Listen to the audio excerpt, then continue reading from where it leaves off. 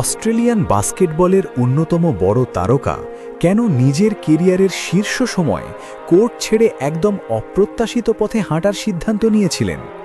লন্ডনে জন্ম নেওয়া লিজির বাবা ছিলেন নাইজেরিয়ান এবং মা অস্ট্রেলিয়ান। 2007 সালে তিনি উইমেন্স ন্যাশনাল বাস্কেটবল লিগে খেলতে শুরু করেন। তিনি মাত্র 4টি ম্যাচ খেলেছিলেন, কিন্তু সেখানেই নিজের সম্ভাবনার ঝলক দেখান। প্রতি ম্যাচে গড়ে 3 পয়েন্ট এবং 3 রিবাউন্ড অর্জন করে।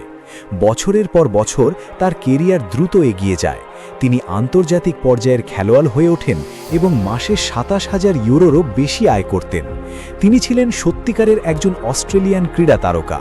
কিন্তু সবার বিস্ময়ের মধ্যে খ্যাতির শীর্ষ সময়েই লিজি পেশাদার বাস্কেটবল ছেড়ে দেওয়ার সিদ্ধান্ত নেন।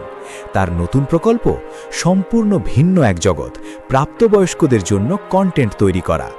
তার মতে এই সিদ্ধান্ত তাকে পূর্ণ স্বাধীনতা, আর্থিক স্বনির্ভরতা এবং খেলাধুলার কেরিয়ারের তুলনায় 3 গুণ বেশি আয় এনে দিয়েছে।